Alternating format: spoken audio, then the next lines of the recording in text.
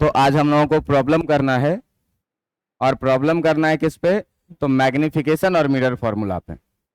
अभी तक जो आपके पास कॉन्सेप्ट था कि चाहे कॉन्वेक्स मिरर हो चाहे कॉनकेव मिरर हो, जो फॉर्मूला था वो कितना, 1/v plus 1/u equal to 1/f का। मैग्निफिकेशन के आपके पास दो फॉर्मूला था, height of image by height of object, और यही इक्वल टू किसके होता था, -v/u के। ये दो फॉर्मूले आपके पास थे। आपके पास इंपॉर्टेंट क्या चीज है? साइन कन्वेंशन इंपॉर्टेंट है कि आपके पास चिन्ह परिपाटी थी, साइन कन्वेंशन से ही सारा साइन लेना है। और साइन कन्वेंशन के बाद आपको ये बताया था कि अगर m इक्वल टू पॉजिटिव आ रहा है, इसका मतलब जो इमेज बना है वो इमेज कैसा इमेज बना है? तो इमेज बना है कैसा? आभासी। और यदि m का मान नेगेटिव आया है, इसका मतलब जो आपका प्रतिबिंब है यह है कैसा? वास्तविक। बस इतने सारे कॉन्सेप्ट को अगर आप ध्यान में रखते हैं तो आपका काम हो जाएगा। बताने के लिए मैं और भी चीज बताया था कि यदि मॉड m इक्वल टू 1 होता है, तो मॉड m इक्वल टू यदि 1 होता है तो जो आपकी वस्तु की ऊंचाई है और जो आपकी प्रतिबिंब की ऊंचाई है वो दोनों एक समान आती थी। दूसरा कंडीशन में दिखाया था कि यदि मॉड m का मान लेस देन 1 होता था, तो लेस देन 1 होता था तो जो वस्तु था वो बड़ा होता था और इमेज जो होता था वो क्या होता था? छोटा। और यदि मॉड m ग्रेटर देन 1 होता था तो इस केस में पलट जाती थी कि वस्तु छोटा हो जाता था और प्रतिबिंब उसका क्या होता था? बड़ा हो जाता था। ये कंडीशन भी है। तो सबसे इंपॉर्टेंट चीजें हैं ये कि आपको मिरर फॉर्मूला आना चाहिए, 1/v plus 1/u equal to 1/f। आपको m इक्वल टू hi/h0 आना चाहिए, -v/u दोनों आना चाहिए। कहां से आया है सब कुछ देखे हुए हैं। साइन कन्वेंशन आपको आना चाहिए। साइन कन्वेंशन में 5 बिंदु है कि सारी दूरियां दर्पण के ध्रुव से मापी जाएगी। आपतित किरण के दिशा में पॉजिटिव लेंगे, आपतित किरण के विपरीत दिशा में नेगेटिव लेंगे। मुख्य अक्ष के ऊपर पॉजिटिव और मुख्य अक्ष के नीचे नेगेटिव। इसके बाद एक चीज और हम लोग पढ़े थे क्या, कि फोकस दूरी और वक्ता त्रिज्या में संबंध जो होता है F इक्वल टू r/2। अपने को जितना भी स्टडी करना है उस सब में ये बात मान के चलना है कि हम जिस दर्पण का उपयोग कर रहे हैं वो बहुत ही छोटे द्वारक का दर्पण है। और ये फॉर्मूला चाहे ये सारे फॉर्मूले तभी सत्य हैं जब दर्पण क्या है? बहुत छोटे द्वारक के लिए हैं। बात समझ में आ रहा है? तो आज हम लोग इस कॉन्सेप्ट पर 2 4 5 क्वेश्चन करके देखेंगे, बढ़िया बढ़िया क्वेश्चन करके देखेंगे, जिससे आपको और भी अच्छा कॉन्सेप्ट क्लियर होगा। बात समझ में आ रहा है? तो चलिए शुरू करते हैं पहला क्वेश्चन। और पहला क्वेश्चन आपके सामने क्या क्या रहा है कि एक अवतल दर्पण जिसकी फोकस दूरी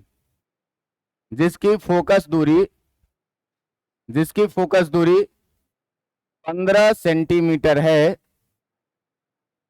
15 सेंटीमीटर है, के सामने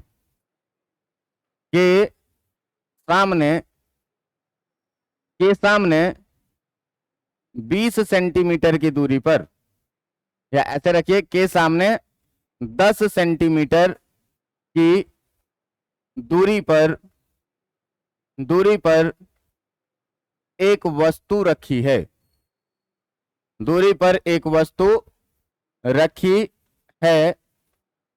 तो कह रहा है क्या रखी है? यदि वस्तु की ऊंचाई 2 सेंटीमीटर है तो प्रतिबिंब की स्थिति आकृति एवं प्रतिबिंब की स्थिति प्रकृति एवं आकार ज्ञात करें। और इसी में आपको यह भी बोल सकता है क्या कि उपरोक्त स्थिति के लिए आपको क्या करना है? तो रे डायग्राम भी बनाना है। तो देखिए कि सबसे पहले जो है वो आपका है क्या चीज भाई? तो एक अवतल दर्पण है।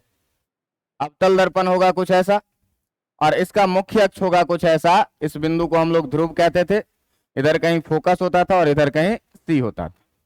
इसका जो फोकस दूरी कह रहा है, ये फोकस दूरी ये कितना कह रहा है, 15 सेंटीमीटर। आपको पता है कि हमको वस्तु रखना है इसके सामने कितने दूरी पर, 10 सेंटीमीटर पर, मतलब कहीं ना कहीं फोकस के अंदर ही। और इस वस्तु से जो प्रतिबिंब जाके दर्पण पर लगेगी वो कुछ इस दिशा में। तो अगर हम फोकस दूरी का मान का बात करें, तो फोकस दूरी का अगर हम मान का बात करें तो f बराबर 15 लेंगे कि -15 लेंगे, -15 लेंगे। क्यों कि आपतित किरण के विपरीत दिशा में मान है। वस्तु की दूरी u, ये भी आपतित किरण के विपरीत दिशा में, ये भी कितना 10 सेंटीमीटर है। बात समझ में आ रही है कि नहीं? अब देखिए कि यहां से हमको f और u पता है, तो अगर प्रतिबिंब की स्थिति निकालनी है, इसका मतलब भी निकालना है, तो जब हम लोग दर्पण सूत्र लगाएंगे 1/v + 1/u = 1/f, और इसमें सारे मान को वहां से रखेंगे, तो 1/v + 1/u के जगह पर -10 और = 1/f के जगह पर कितना आ जाएगा, -15।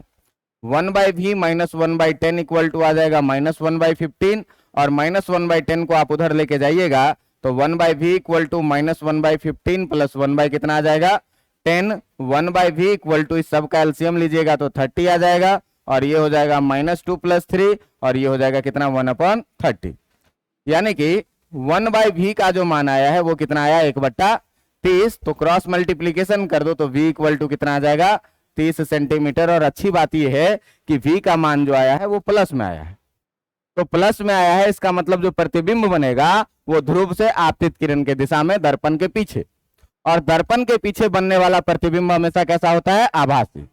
आप पढ़े भी होंगे कि यदि अवतल दर्पण के सामने ध्रुव और फोकस के बीच में हम लोग किसी वस्तु को रखते हैं तो प्रतिबिंब दर्पण के पीछे बनता है, आभासी बनता है, वस्तु के आकार के बड़े आकार का बनता है। तो v का पॉजिटिव होना भी ये दर्शाता है क्या, कि आपका u और v का अगर साइन अलग अलग है तो ये बात जान लीजिए कि प्रतिबिंब आभासी है। और अगर u और v का चिन्ह एक ही जैसा है तो ये बात जान लीजिए कि प्रतिबिंब जो है वो क्या है, वास्तविक है। तो ये बात तो चल गया, यहां से भी आपको पता चल गया क्या कि v का मान +30 आया है। इसका मतलब जो बना प्रतिबिंब है उसकी प्रकृति क्या है, आभासी है। और आभासी होने के साथ साथ आभासी प्रतिबिंब हमेशा कैसा भी होता है, सीधा होता है। तो स्थिति और प्रकृति का पता लग गया। अब सवाल उठता है क्या कि आकार ज्ञात करने के लिए, तो आकार ज्ञात करने के लिए आपको आवर्धन से आगे बढ़ना पड़ेगा। और आवर्धन से आगे बढ़ने के लिए आप जरा सा ध्यान देंगे कि आवर्धन से अगर आगे बढ़ना है तो अगर हमको मैग्निफिकेशन निकालना है तो हम लोग जानते हैं क्या कि ये क्या होता है, height of image by height of. तो m = हाइट ऑफ इमेज हमको पता नहीं है, लेकिन हाइट ऑफ ऑब्जेक्ट हमको पता है कि कितनी है, 2 सेंटीमीटर। और प्रिंसिपल एक्सिस के ऊपर रखा हुआ है तो कितना लेंगे, +2 सेंटीमीटर। तो जब हाइट ऑफ ऑब्जेक्ट का मान रखेंगे हम 2 सेंटीमीटर यहां पर, तो तुम देखो कि यहां से जो है सो हमको मिलेगा कि m = जो मिल रहा है वो कितना, hi / कितना 2।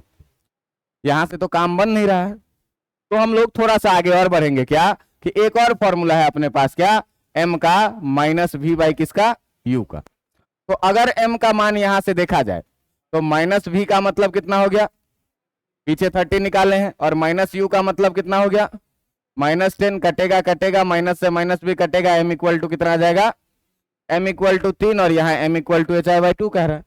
इसका मतलब जब इस दोनों स्टेटमेंट को हम लोग मिला देंगे तो हमको मिलेगा कितना, hi/2 बराबर कितना, 3। क्योंकि दोनों का लेफ्ट हैंड साइड क्या है, बराबर है, तो राइट हैंड साइड भी क्या होगा, बराबर होगा। और यहां से आपको हाइट ऑफ इमेज जो मिलेगा वो कितना, +6 सेंटीमीटर। अब देखो कि वस्तु था 2 सेंटीमीटर का, प्रतिबिंब बना कितने का, आवर्धन कितना आया, तो आवर्धन 3 होने का मतलब क्या हुआ, एक तो आवर्धन का मान प्लस में आया है, तो प्लस में आने का मतलब यह कि प्रतिबिंब कैसी है, आभासी। और 3 का मतलब हुआ कि वस्तु के आकार के 3 गुना ज्यादा आकार का जो है सो प्रतिबिंब बना है। तो जब भी आपको सवाल में इस बात का जिक्र रहे कि प्रतिबिंब 2 गुना बना है, 3 गुना बना है, 4 गुना बना है, आभासी बना है या वास्तविक बना है, तो 2, 3, 4 गुना जो आपको कह रहा है वो आवर्धन का परिमाण है। और वास्तविक और आभासी से आप लोग चिन्ह का अनुमान लगाएंगे कि +3 लेना है कि -3 लेना है। अगर वास्तविक कहे तो नेगेटिव लेना है -3, और अगर आभासी कहे तो आपको पॉजिटिव लेना है कितना, +3। मेरे ख्याल से बातें समझ में आ रही होगी। अब देखो कि यहां पर तुम इतना कॉम्प्लेक्स नहीं करने के लिए तुम सीधे से क्या लगा सकते हो, तुम सीधे से लगा सकते हो माइनस वी बाई यू बराबर height of image by height of object, और इस चार में से कोई ना कोई तीन तुमको जरूर पता रहेगा। तो कोई ना कोई तीन पता रहेगा, तो देखो वी पता है 30, यू पता है कितना -10, हाइट ऑफ इमेज हमको नहीं पता है, हाइट ऑफ ऑब्जेक्ट पता है कितना, कट गया, जीरो से जीरो भी गया, क्रॉस मल्टीप्लीकेशन कर दीजिए, हाइट ऑफ इमेज बराबर सीधे आ जाएगा कितना 3 गुने 2, यानी कि हाइट ऑफ इमेज कितना आ गया 6 सेंटीमीटर। तो ऐसा करने के बाद अगर एग्जाम में आपसे क्वेश्चन पूछ दे तो आप लास्ट में आंसर क्लोज करने के लिए यह लिखेंगे कि अतः प्रतिबिंब दर्पण के पीछे 30 सेंटीमीटर पर आभासी एवं सीधा बनेगा, जिसका आकार वस्तु के आकार के 3 गुना होगा, अर्थात 6 सेंटीमीटर का। बात समझ में आ रहा है? तो एग्जाम में थोड़ा सा अच्छे से लिखेंगे आंसर क्लोज करके, तो हमारा नंबर क्या होता है, रिस्पेक्टिवली ज्यादा मिलता है। अब ध्यान देना, इस सवाल को थोड़ा सा हम आगे बढ़ाते हैं। ये 10वीं क्लास वाला बहुत ही आसान सा सवाल था। सारे सवाल यहाँ 10वीं क्लास के लेवल के ही मिलेंगे। अगर आप 10वीं क्लास ठीक से पढ़े हैं तो, और नहीं ठीक से पढ़े हैं तो आपको थोड़ा सा स्टैंडर्ड ज्यादा लगे। बात समझ में आ रहा है? कह रहा है क्या अगला क्वेश्चन आपको क्या कह रहा है कि एक अवतल दर्पण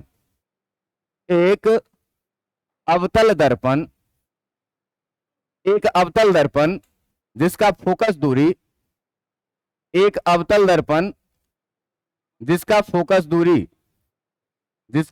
दूरी 15 सेंटीमीटर है, किसी वस्तु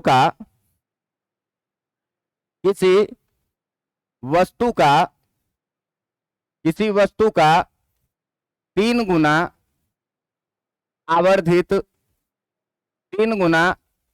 आवर्धित वास्तविक प्रतिबिंब बनाता है। 3 गुना आवर्धित वास्तविक प्रतिबिंब बनाता है।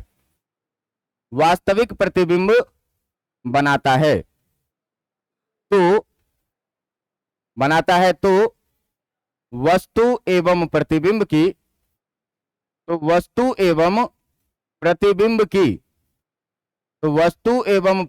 की स्थिति ज्ञात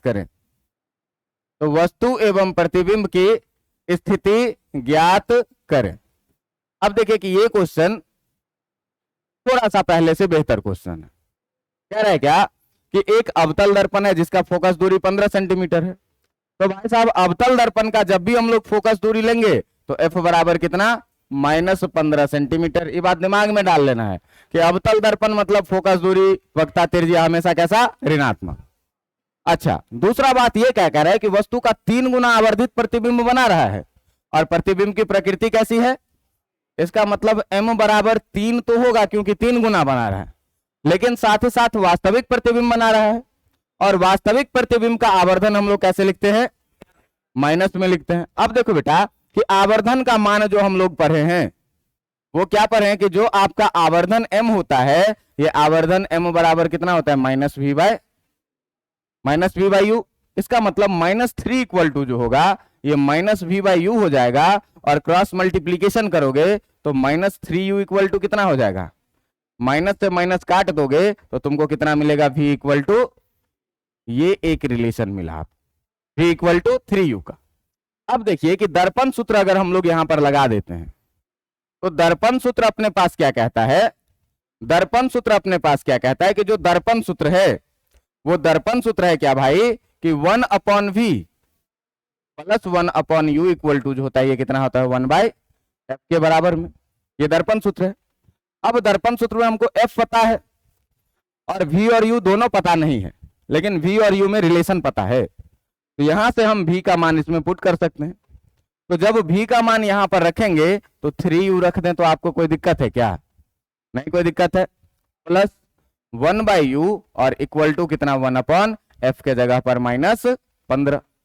देखिए एलसीएम लीजिएगा तो 3 और u का कितना आ जाएगा, ये कितना हो जाएगा 1 प्लस बराबर कितना 1/-15, ये हो जाएगा कितना 4/3u equal to 1/-15। Cross multiplication करोगे तो 3u बराबर -15 चौका कितना 60, और u बराबर मिलेगा तुमको कितना -20 सेंटीमीटर। इसका मतलब ये हुआ कि अगर ये अवतल दर्पण है, तो इस अवतल दर्पण की भाई जो फोकस दूरी है वो है 15 की, तो वस्तु इसके फोकस दूरी के बाहर रखा हुआ है और वक्ता केंद्र के बीच में रखा हुआ है। तो आपको पता होगा कि जब वस्तु फोकस दूरी और वक्ता केंद्र, देखो फोकस है 15 तो वक्ता केंद्र होगा 30 और 20 पर रखा है, इसका मतलब फोकस और वक्ता केंद्र के बीच में कहीं पर। अब देखो इसका रे डायग्राम हम तुमको बताए थे कि यहां से एक समानांतर रेखा गुजारो, परावर्तन के बाद फोकस से गुजारो, एक ध्रुव पर लाओ, ध्रुव से परावर्तन के बाद ऐसे निकालो, तो वक्ता केंद्र के बाहर बनेगा, आवर्धित बनेगा और वास्तविक बनेगा। तो आप देखिए कि इस कहानी में u का मान आ गया 20। अब u का मान यदि आप इसमें रख देंगे तो v बराबर जो आपको मिलेगा वो कितना मिलेगा, 3 गुने u का मान कितना, यानी कि v बराबर कितना मिल गया, -60 सेंटीमीटर। इसका मतलब यदि वस्तु को हम अवतल दर्पण के सामने 20 सेंटीमीटर की दूरी पर रखेंगे तो 3 गुना आवर्धित वास्तविक प्रतिबिंब जो बनेगा वो दर्पण के ध्रुव से 60 सेंटीमीटर दूरी पर बनेगा। मतलब ये जो वस्तु की दूरी है आपकी यहां से जो वस्तु की दूरी है ये है कितने की, 20 सेंटीमीटर की, और यहां से जो प्रतिबिंब की दूरी है ये है कितने की, 60 सेंटीमीटर। तो देखो कि यहां वास्तविक और आभासी का जिक्र किया हुआ है हमारे पास सवाल में, तो वास्तविक और आभासी का जिक्र किया हुआ है, इसीलिए हम आवर्धन का साइन लेने में सक्षम है। m इक्वल टू +3 या -3, अगर वास्तविक होगा तो -3 लेंगे और अगर आभासी होगा तो +3 लेंगे। फोकस दूरी दिया हुआ है, अब हमारे पास कोई रास्ता नहीं, हम डायरेक्ट दर्पण सूत्र भी नहीं लगा सकते थे, लेकिन आवर्धन का मान पता होने का मतलब ये समझ जाइए कि आवर्धन v और u में एक संबंध बताता है। आवर्धन v और u में संबंध बताता है, तो हम आवर्धन से चीज को आगे बढ़ाए तो v और u में हमको संबंध मिल गया। अब हम जब दर्पण सूत्र लगा दिए, यहां से v का मान रख दिए तो u में हो गया एक वेरिएबल में, और u का मान जब निकल गया तो इसी u के मान को हम इस संबंध में पुट कर दिए तो v का मान निकल गया। और इससे रिजल्ट क्या मिला कि यदि अवतल दर्पण जिसकी फोकस दूरी 15 सेंटीमीटर है उसके सामने में हम 20 सेंटीमीटर के दूरी पर किसी वस्तु को रखेंगे तो इसका 3 गुना आवर्धित वास्तविक प्रतिबिंब बनेगा। बात समझ में आ रहा है कि नहीं? तो बात समझ में आ रहा है तो कॉपी पेन निकालिए और एक क्वेश्चन बना करके दिखाइए। एक क्वेश्चन बना करके दिखाइए कि क्वेश्चन में कह रहा है क्या कि एक अवतल दर्पण नहीं, इस बार एक उत्तल दर्पण है, और आपको पता है उत्तल दर्पण है जिसकी फोकस दूरी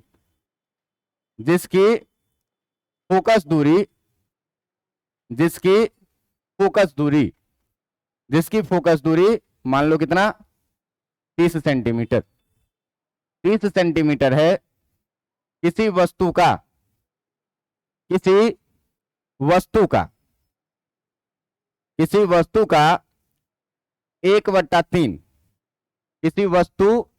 के आकार का 1/3 गुना छोटा प्रतिबिंब बनाता है। 1/3 गुना छोटा प्रतिबिंब बनाता है, तो 1/3 गुना छोटा प्रतिबिंब बनाता है भाई। तो कह रहा है तुमसे क्या कि बनाता है तो वस्तु का एवं प्रतिबिंब का, तो वस्तु एवं प्रतिबिंब की स्थिति ज्ञात करें। तो वस्तु एवं प्रतिबिंब की स्थिति ज्ञात करें। अब देखिए कि वस्तु एवं प्रतिबिंब की स्थिति ज्ञात करने के लिए कह रहा है, स्थिति ज्ञात करें।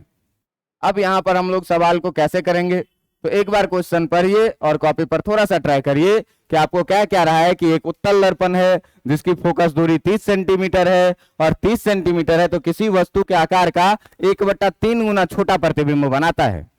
तो बताइए कि वस्तु और प्रतिबिंब की स्थिति क्या है। अब यहां पर देखो कि तुमको वास्तविक या आभासी लिखा हुआ नहीं है, तो यहां पर अपना कॉमन सेंस काम करेगा कि अगर उत्तल दर्पण का बात हो रहा है तो उत्तल दर्पण हमेशा ही आभासी प्रतिबिंब बनाता है। उत्तल दर्पण हमेशा ही आभासी प्रतिबिंब बनाता है, तो भाई अपना काम हो गया कि उत्तल दर्पण जो है आपका, ये उत्तल दर्पण क्या करता है, तो हमेशा कैसा प्रतिबिंब बनाता है, हमेशा आभासी प्रतिबिंब बनाता है। और हमेशा आभासी प्रतिबिंब बना रहा है तो इसका मतलब क्या हुआ कि हमेशा आभासी प्रतिबिंब बनाता है, इसका मतलब क्या हुआ कि आवर्धन m का मान 1/3 तो रहेगा, लेकिन आभासी प्रतिबिंब के लिए प्लस में रहेगा। अब फिर से हम लोग जानते हैं कि आवर्धन का जो मान है वो आवर्धन कितना होता है, -v बाय, और इसका मान कितना, यहां से क्रॉस मल्टीप्लीकेशन करिएगा आपको u इक्वल टू कितना मिलेगा, -3v। अब u इक्वल टू -3v को आप क्या करिए कि दर्पण सूत्र में मान पुट करिए इसका। तो भाई दर्पण सूत्र क्या है, दर्पण सूत्र है क्या, 1/v plus 1/u equal to कितना, 1/f। अच्छा, अच्छी बात है कि देखो उत्तल दर्पण है और उत्तल दर्पण का फोकस दूरी कितना दिया हुआ है, 30 सेंटीमीटर। तो उत्तल दर्पण के लिए फोकस दूरी है, आप देखिए कि ये फोकस दूरी 30 दिया है, और साइन क्या लेंगे तो जरा सा ध्यान से देखिए, ये है आपका उत्तल दर्पण। उत्तल दर्पण में वस्तु को अगर सामने रखेंगे तो आपतित किरण ऐसे आएगी, इसका वक्ता केंद्र और वक्ता त्रिज्या, फोकस इधर होगा।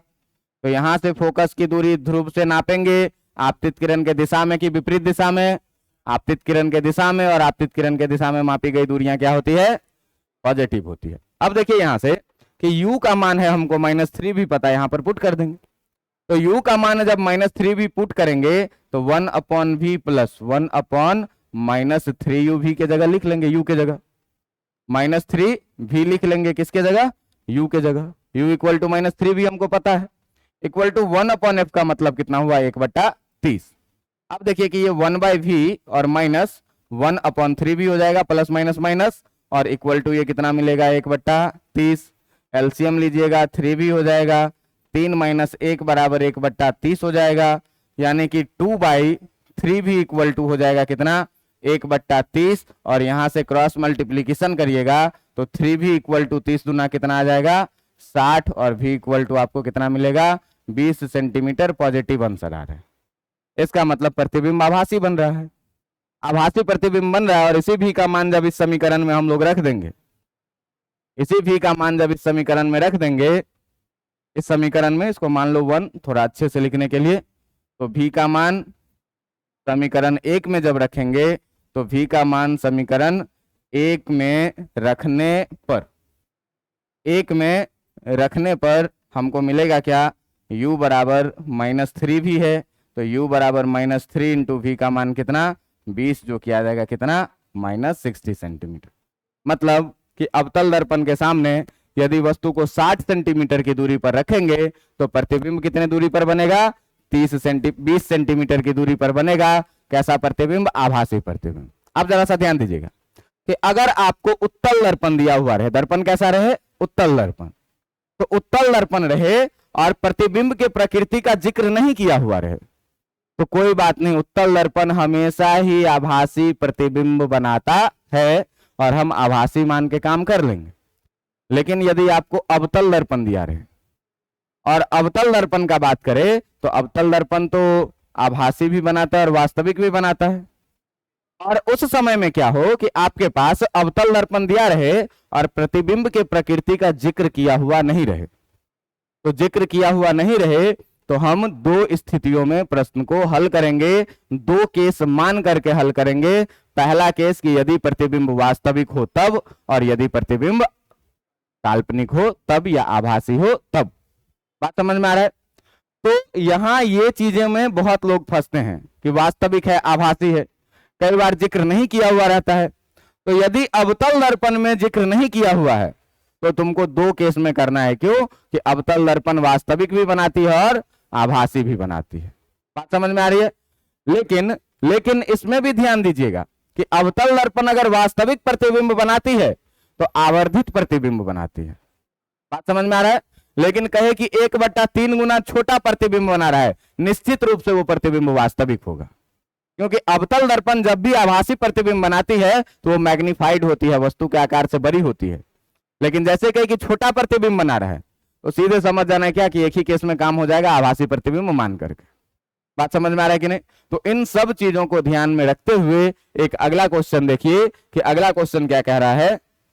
अगला क्वेश्चन कह रहा है आपके पास क्या, अगला क्वेश्चन आपके पास कह रहा है क्या कि एक अवतल दर्पण, एक अवतल दर्पण जिसकी, एक अवतल दर्पण जिसकी फोकस दूरी जिसकी फोकस दूरी कितनी है, जिसकी फोकस दूरी मान लीजिए वही है 30 सेंटीमीटर, जिसकी फोकस दूरी 30 सेंटीमीटर है, किसी वस्तु की, किसी वस्तु की, किसी वस्तु की 3 गुना आवर्धित प्रतिबिंब बनाती है, 3 गुना आवर्धित प्रतिबिंब बनाती है। एक अवतल दर्पण है जिसका फोकस दूरी है 30 सेंटीमीटर, उसके सामने हम किसी वस्तु को रख रहे हैं तो उसका 3 गुना प्रतिबिंब बना रही है, बनाती है।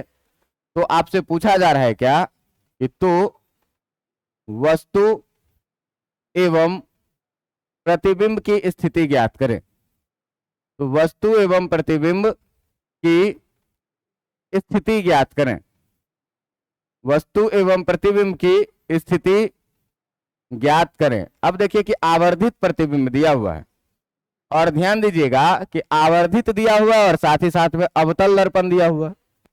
तो अगर अवतल दर्पण जो है, हम बात करें किसका, अवतल दर्पण का, तो अवतल दर्पण जो अगर आवर्धित प्रतिबिंब बनाती है, अगर अवतल दर्पण आवर्धित प्रतिबिंब बना रही है तो अवतल दर्पण आभासी प्रतिबिंब, आवर्धित प्रतिबिंब दोनों बनाती है।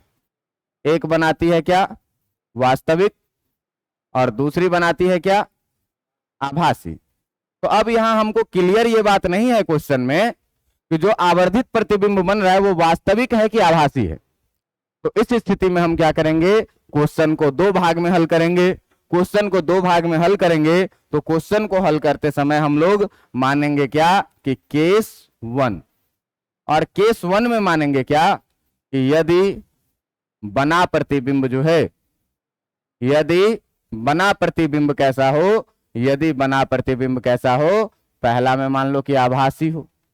तो यदि बना प्रतिबिंब आभासी हो तो आवर्धन का मान जो कि 3 दिया हुआ है उसको कितना लेंगे, +3, 3 गुना आवर्धित बना रही है।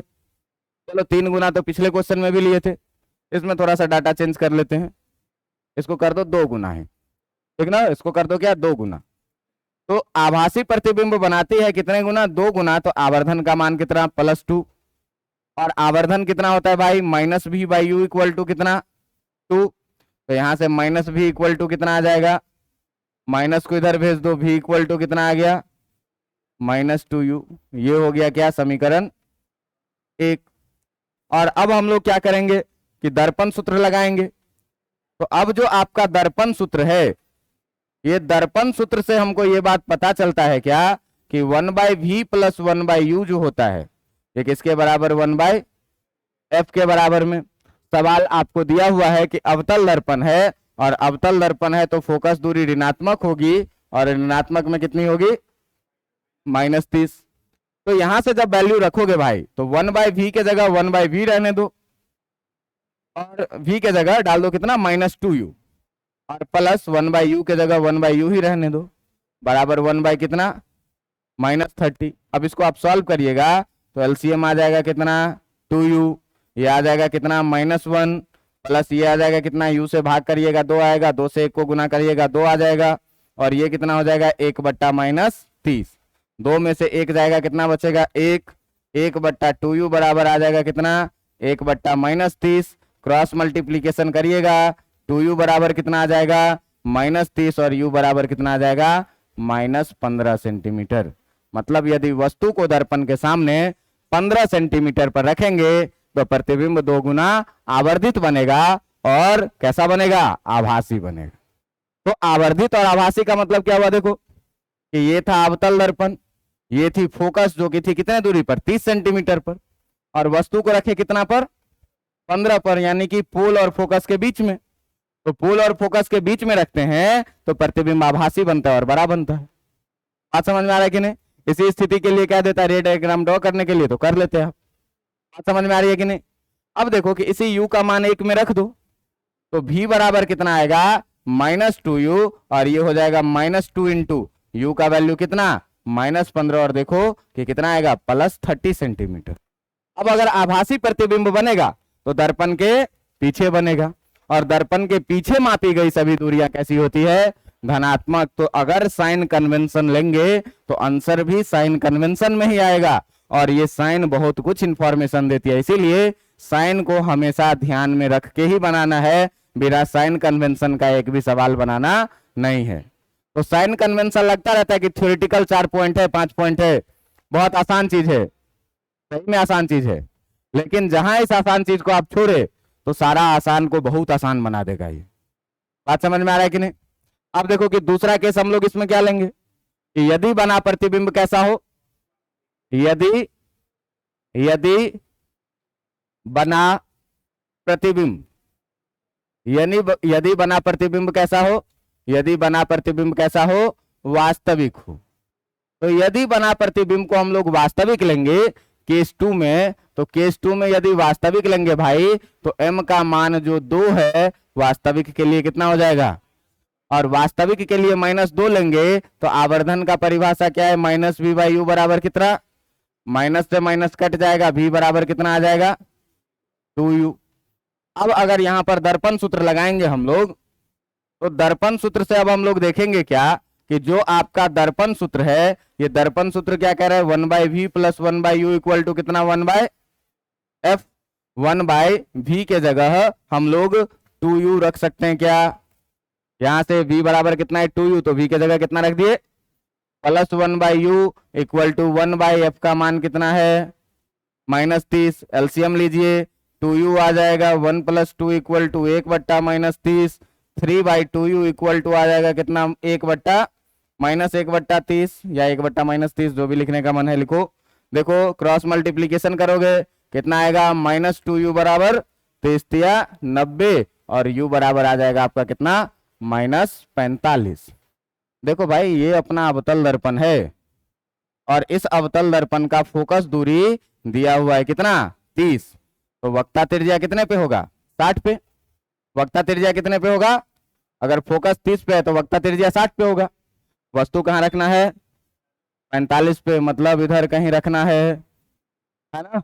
और जब इधर कहीं रखते हैं तो वस्तु का प्रतिबिंब इधर कहीं आवर्धित बनता है और वास्तविक बनता है।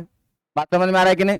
अब देखिएगा एक ध्यान से कि अगर हमको u का वैल्यू -45 पता लग गया तो v बराबर कितना जानते हैं -2u कि 2u, 2u, तो v बराबर कितना आ जाएगा 2 × -45। इसका मतलब आंसर आएगा कितना -90 सेंटीमीटर। माइनस साइन का मतलब क्या, तो वास्तविक प्रतिबिंब हमेशा दर्पण के सामने होता है। बात समझ में आई कि नहीं आई? बात समझ में आई तो मैं आज का अंतिम सवाल आपके लिए छोड़ता हूं, आप लोग बना करके दिखाइए। बात समझ में आ रहा है? इसमें पिछले ही सवाल में कुछ नहीं करना है, इस 2 गुना को 1/2 गुना कर देना है। इस 2 गुना को क्या करना है 1/2 गुना कर देना है और आप लोग बनाइए, ठीक ना। इस 2 गुना को 1/2 गुना कर दीजिए और आप लोग बनाइए। मैं देखता हूं कि आप लोगों का कितना है और मैं रिकॉर्डिंग अब बंद कर रहा हूं। आज के लिए इतना काफी है, ये सवाल आप लोग बनाएंगे और फिर आज की क्लास ओवर करेंगे। कॉन्सेप्ट सारा क्लियर मिरर का।